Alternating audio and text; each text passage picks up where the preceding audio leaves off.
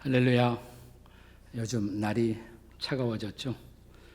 우리는 어느새 한 해를 이제 돌이켜보면서 한 해를 결산해야 하는 그런 시간을 앞두고 있습니다. 이 가을을 조금 더 지나게 되면 이제 벌써 겨울을 맞이하는데, 저는 이때쯤이면 제 마음에 떠오르는 나태주 시인의 시가 있습니다. 11월이라는 시입니다. 돌아가기엔 이미 너무 많이 와버렸고 버리기에는 차마 아까운 시간입니다. 어디선가 서리 맞은 어린 장미 한 송이 피를 문 입술로 이쪽을 보고 있을 것 같습니다. 날이 조금 더 짧아졌습니다. 더욱 그대를 사랑해야 하겠습니다. 시간은 언제나 과거와 현재와 미래로 만들어집니다. 우리가 어떤 인생을 사느냐는 바로 우리의 과거, 그리고 우리의 현재, 그리고 우리의 미래의 시간을 우리가 어떻게 직면하느냐에 달려있는 것입니다. 호세아 11장은 이제 호세아 선지자가 이스라엘 역사의 과거와 현재와 미래를 바라보고 있는 그런 장입니다. 우리는 호세아 전체, 지금까지 살펴본 호세아 전체를 세 부분으로 구분할 수가 있습니다. 그 첫 번째 대목이 1장에서 3장까지 소위 호세아 가정의 비극을 다루고 있습니다. 그리고 두 번째로는 4장부터 10장까지 이스라엘 타락의 현장을 고발합니다. 그리고 세 번째 11장에서 14장까지 이스라엘의 회복을 예언하고 있습니다. 호세아서의 마지막 세 번째 대목이 11장에서 시작됩니다. 이 11장부터 이스라엘의 회복을 그리면서 호세아 선지자는 잠시 이스라엘이 지나왔던 과거와 현재를 통해서 앞으로 맞이할 미래를 전망하고 있습니다. 과거를 제대로 성찰하고 현재를 제대로 반성한 사람만이 남아있는 미래를 후회 없이 결산하리라고 믿습니다. 과거에 대한 성찰을 거부하는 사람, 현재에 대한 반성을 거부하는 사람에게 복된 미래는 전망될 수가 없습니다. 그래서 호세아 선지자는 우리는 과거 어디서부터 왔는가, 그리고 우리는 현재 어디에 서 있는가, 그리고 우리는 장차 어디로 가야 하는가를 질문하고 있습니다. 그리고 이 11장 전체를 통해서 결론을 제시한다면 그 결론은 과거라는 결론, 은총의 과거라고 말합니다. 그리고 우리 현재에 대한 결론은 이 현재는 반역의 현재라고 말합니다. 그리고 우리가 기다리고 있는 미래, 그 미래는 긍휼의 미래 혹은 회복의 미래라고 증언합니다. 자, 그렇다면 이스라엘이 은총의 과거를 통해 우리는 우리 자신의 과거를 먼저 돌아볼 필요가 있겠습니다. 물론 이것은 그냥 과거가 아니에요. 믿음의 렌즈로 바라본 과거입니다. 신앙인들이 먼저 과거를 성찰하면서 떠올려야 할 중요한 단어 하나가 있다면 그 단어는 은총 혹은 은혜입니다. Grace. 우리들의 믿음의 발걸음, 이것은 과거의 은총 없이, 과거의 은혜 없이 오늘의 믿음의 발걸음은 불가능하기 때문입니다. 자, 남아있는 우리의 인생 복된 삶을 살기를 기대한다면 여러분과 제가 우리가 해야 할 일은 무엇이겠습니까? 첫째, 은총의 과거, 그 은총의 과거를 성찰해 보셔야 합니다. 자, 11장 1절 말씀은 바로 이런 은총의 과거를 돌아보게 하는 하나님의 선언입니다. 자, 1절 같이 읽을까요? 자, 1절입니다. 이스라엘이 어렸을 때에 내가 사랑하여 내 아들을 애굽에서 불러냈거늘. 자, 우리는 이 구절에서 먼저 과거형 동사들을 주목해 보셔야 합니다. 이스라엘이 어렸을 때에, 자, 영어로는 when Israel was a child. 자, 이스라엘이 어렸을 때, 이스라엘의 과거의 추억을 소환하고 있는 그런 말씀이죠. 자, 그 다음에 또 하나 중요한 단어, 애굽에서 불러냈다. Out of Egypt I called. 애굽에서 불러냈다. 여기 이스라엘을 이렇게 어렸을 때 애굽 땅에서 불러내시면서 하나님은 이스라엘을 내 아들을 불러냈다. 아들이라는 호칭을 사용하십니다. 다시 말하면 이스라엘과 하나님의 관계를 부자 관계에 비유하고 있습니다. 이스라엘은 사실 처음부터 하나님을 아버지로, 아빠로 부르는 그런 자식이 아니었습니다. 이스라엘 백성도 본래는 우상신을 섬기고 있던 사람들이에요. 근데 어느 날 하나님이 그들을 선택하십니다. 그리고 애굽 땅에서 불러내십니다. 약속의 땅으로 가게 하십니다. 그러면서 그들을 내 아들아 이렇게 부르시는 거예요. 우리도 마찬가지 아닙니까? 저와 여러분이 우리가 본래부터 하나님의 자녀였습니까? 아니지요. 자, 에베소서 2장 3절을 보겠습니다. 같이 에베소서 2장 3절입니다. 전에는 우리도 다 그 가운데서 우리 육체의 욕심을 따라 지내며 육체와 마음에 원하는 것을 하여 다른 이들과 같이 본질상 진노의 자녀였더니. 네, 여기 무슨 자녀라고 했지요? 맞습니다. 본질상 진노의 자녀. 하나님의 법, 그 율법에 비춰볼 때 우리는 하나님이 하라는 거 못했고 하지 말라는 것은 했고 율법을 깨트렸고 따라서 죄인이 되어 하나님의 심판을 피할 수 없었던 그분의 진노의 대상이었습니다. 자, 그런데 우리에게 놀라운 일이 일어났습니다. 우리에게 일어난 그 놀라운 일을 갈라디아서 4장 4절이야 6절에서 보겠습니다. 때가 참에 하나님이 그 아들을 보내사 여자에게서 나게 하시고 율법 아래 나게 하신 것은 5절입니다. 율법 아래 있는 자들을 속량하시고 우리로 아들의 명분을 얻게 하려 하심이라. 너희가 아들이므로 하나님이 그 아들의 영을 우리 마음 가운데 보내사 아빠 아버지라 부르게 하셨느니라. 아멘. 이게 우리에게 일어난 은혜의 기적이죠. 자, 우리가 이 말씀을 보다 잘 이해하기 위해서 바울 사도 당시에 로마의 자녀 양육 풍습을 좀 이해할 필요가 있습니다. 당시 로마에서는 아들을 낳아도 처음부터 아들이라고 생각을 안 해요. 아들로 대우하지 않습니다. 아들이지만 종처럼 대우합니다. 그리고 혹독한 훈련을 시킵니다. 특별히 귀족 집안에서는 더 그렇습니다. 그래서 영리한 노예 중에서 자기 아들을 위한 가정교사를 붙여서 여러 훈련과 교육을 시켜요. 그러다가 때가 차면 성인식을 치루어 줍니다. 가정교사가 어느 날 주인 앞에 나와서 이렇게 보고합니다. 주인님, 이제 아드님은 인간다운 인간이 되었습니다. 주저없이 이제 법적인 아들을 삼으실 것을 보고드립니다. 정말 그렇다고 해서 그 순간 완벽하게 그들이 인간다운 인간, 그런 훌륭한 아들이 된 것은 사실은 아니지요. 조금 나아졌겠지만. 그걸 부모도 알아요. 알면서도 자기 자식들의 부족함을 눈감아 주면서 부모의 절대적 사랑을 약속하고 성인식을 해주고 법적 자녀의 명분을 수여합니다. 자, 이렇게 되면 이제 로마식 성인식을 치른 자녀들은 이때부터 법적인 아들, 양자가 돼요. 자식이 양자가 돼요. 희한한 습관이죠. 이때부터 그는 아들로서의 모든 특권을 누리기 시작합니다. 자, 과거 이스라엘 백성들이 애굽 땅에 있을 때 그들은 율법의 종노릇하며 살았습니다. 법에 비추어 보면 그들은 법의 심판을 피할 수가 없는 사람들이었습니다. 그런데 때가 찬 어느 날 그들은 애굽 땅을 떠나라는 명령을 받습니다. 약속의 땅으로 가라고 부르심을 주시면서 그들을 자녀라고 부르십니다. 자녀.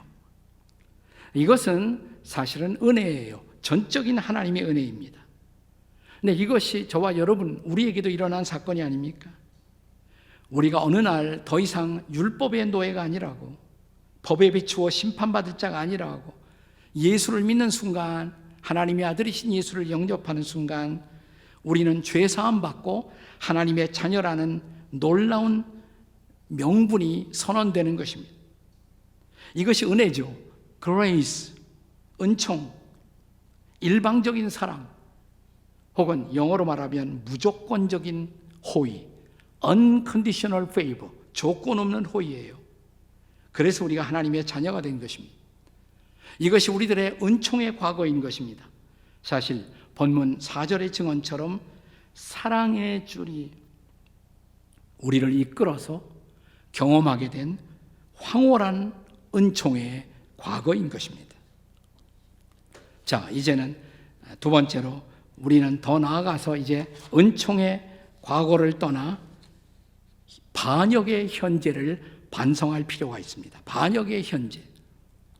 자, 우리가 은혜로 하나님의 자녀가 되었음에도 불구하고 오늘 우리는 그 은혜를 다시 망각하고 하나님을 반역하는 현재를 살고 있다는 것입니다. 오늘 본문 2절과 3절의 말씀이 그것입니다. 자, 여기 보시면 선지자들이 그들을 부를수록 그들은 점점 더 멀리하고 바알에게 제사하며 아로새긴 우상 앞에서 분향하였느니라. 3절입니다. 그러나 내가 에브라임에게 걸음을 가르치고 내 팔로 안았음에도 내가 그들을 고치는 줄을 그들은 알지 못하였도다. 이것은 마치 다시 로마의 성인식으로 돌아가서 그들이 성인식을 끝나고 법적 자녀가 되어 법적 아들의 특권을 누리면서 이제 그들은 사춘기에 들어갑니다. 근데 우리도 다 경험했지만 사춘기에 들어가면 대부분의 사춘기 청소년들이 뭘 합니까? 반항을 하죠. 이유 있는 반항, 때로는 이유 없는 반항이 이 사춘기 청소년들에게 나타나는 것을 볼 수가 있습니다. 자기가 자녀가 된 것이 은혜인 줄을 망각하는 순간 더 많은 아들로서의 딸로서의 특권을 요구하며 반항의 계절을 살아가기 시작합니다. 이때 그들을 교육하던 가정교사가 와서 충고도 합니다. 하지만 이제는 가정교사는 눈에 들어오지 않아요. 그 충고를 무시하고 자기 멋대로 살아가기 시작합니다. 마치 본문 2절에서 선지자들을 보내어 우리를 책망하시지만 법적 아들의 지위를 확보한 그는 아버지에게서 점점 더 멀어집니다. 좋게 말하면 독립선언이에요. 사춘기는 독립선언입니다. 나쁘게 말하면 이유 없는 철모를 반항인 것입니다. 아마 이런 현상을 제일 잘 이해하는 분들은 오늘 지금 이 순간 사춘기 자녀들을 기르고 있는 부모들일 것입니다. 사춘기를 별탈 없이 우리 자식들이 지나가고 있다면 그런 부모님들은 하나님 앞에 더욱 감사하고 하나님께 찬양을 드려야 마땅할 것입니다. 나 어떤 가정은 부모가 최선을 다하는데도 부모가 특별히 잘못한 것이 없는데도 부모에게 반항하고 빗나가는 자녀들이 있어요. 네. 이때 어떻게 하십니까? 별 방법이 없습니다. 참고 기도하며 자녀들이 돌아올 때를 기다릴 수밖에 없습니다. 그때 부모로서 우리는 내가 자식들에게 뭘 잘못했어? 이렇게 너무 지나친 죄책감과 열등감을 가지실 필요가 없습니다. 이스라엘 백성 생각해 보세요.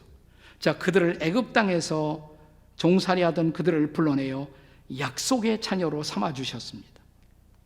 그리고 그들을 더 잘 교육시키려고 시내 산에 와서 가정교사를 붙이십니다. 율법이라는 가정교사를. 그렇다고 그 후에 이스라엘 백성들이 광야 생활을 통해서 하나님을 순종하고 하나님께 감사하고 하나님을 찬양하는 그런 삶을 살았나요?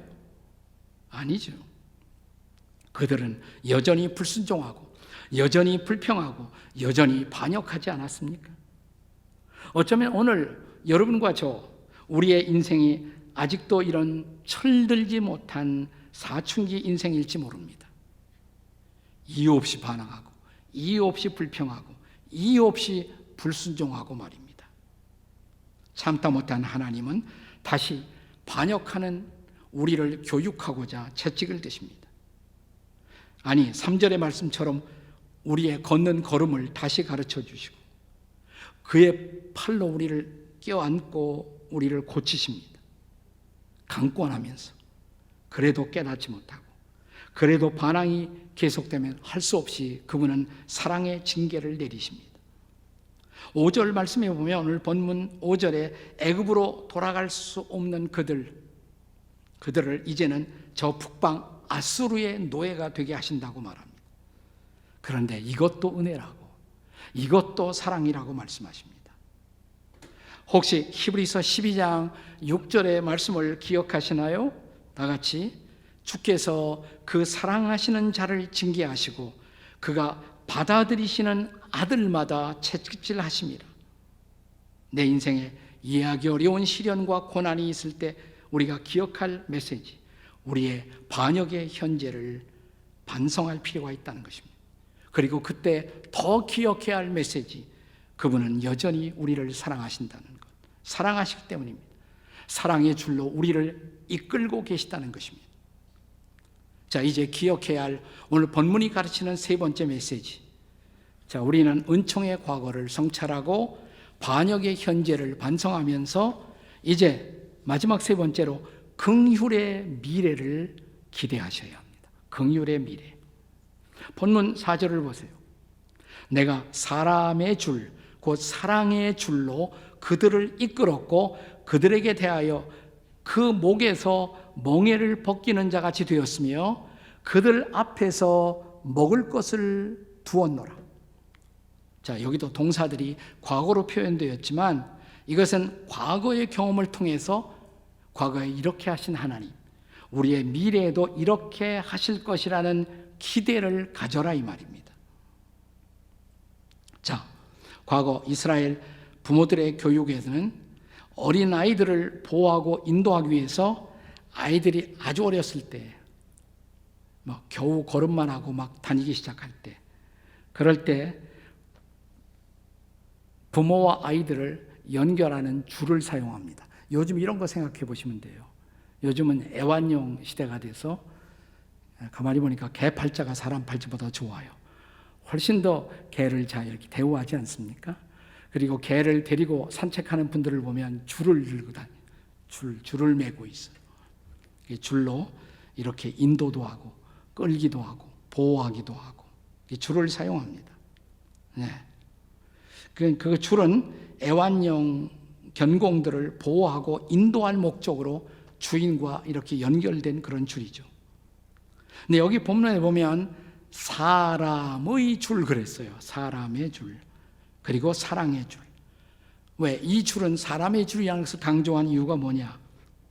짐승의 줄하고 비교하려는 의도가 있어요.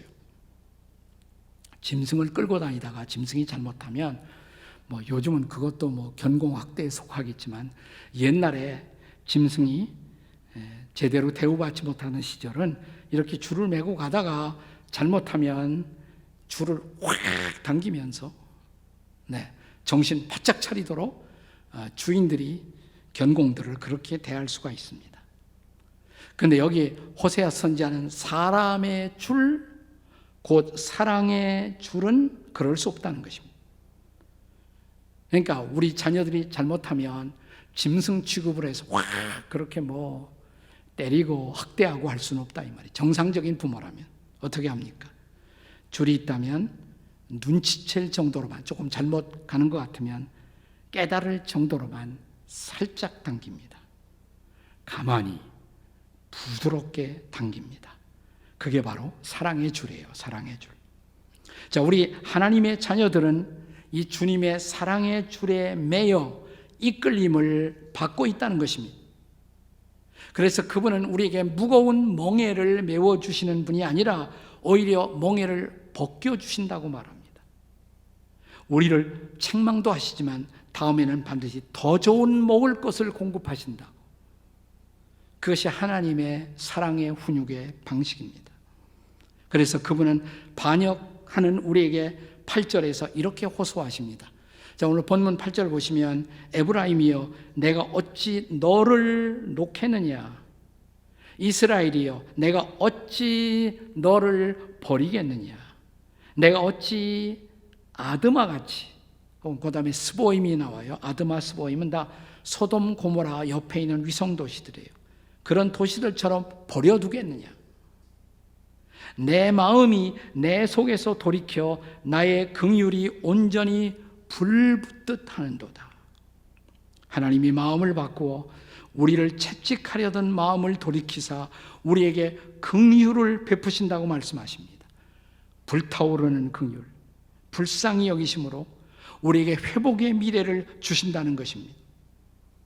그렇게 하실 수밖에 없는 까닭, 왜일까요?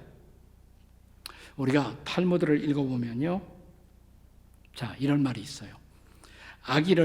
태어나는 아기가 엄마에게서 태어날 때 엄마하고 연결되어 있는 탯줄을 끊죠. 그런데 탯줄을 끊는 순간 탈무드에 보면 천사는 엄마와 아기 사이에 보이지 않는 사랑의 줄을 매달아 놓는다. 그래서 탯줄이 없어도 엄마의 사랑이 계속 자녀를 당겨요. 또 당겨요. 여러분, 그 하나님의 사랑의 줄이 오늘 여러분과 저를 당기고 있다. 믿으십니까, 여러분? 세계적인 전도자인, 지금은 이제 작년이죠, 고인이 되셨습니다만, 빌리 그레이엄 목사님, 이 목사님의 아들이 프랭클린 그레이엄이라는 아들이 계십니다. 이 프랭클린 그레이엄은 사춘기를 지나 청년이 되었을 때 한동안 아주 반항적인 아들이었습니다. 세계적인 전도자의 아들도 이런 반항적 청년기를 보낸 것입니다. 그는 오토바이 폭주족이었어요. 그리고 알코올 중독자였습니다. 잦은 가출이 있었습니다. 여러 날 집에 돌아오지 않기도 했습니다. 그리고 부모가 물려준 소중한 믿음을 떠났습니다. 하지만 그의 아버지 빌리 그레이엄, 그의 어머니 루스 그레이엄, 이 부모는 한결같은 마음으로 사랑으로 대했고, 그러니까 사고를 쳐도 신앙을 떠나도 한결같이 사랑으로 대했고, 한결같이 기도했고, 한결같이 기다렸습니다. 대학에 다닐 때 어느 날 프랭클린 그레이엄은 쪽지 하나를 남기고 집을 떠났습니다. 우리 부모님은 나를 사랑하시지만 나 같은 인간을 하나님은 용서하지 않을 것이다. 그러니까 자기도 마음속에서 부모가 자기를 사랑하는 건 알았어요. 그건 부인할 수 없는 사실이에요. 그건 자기도 염치가 없었죠. 그 죄책감 때문에 그가 써놓은 고백, 나 같은 인간을 하나님은 용서하지 않을 것이다.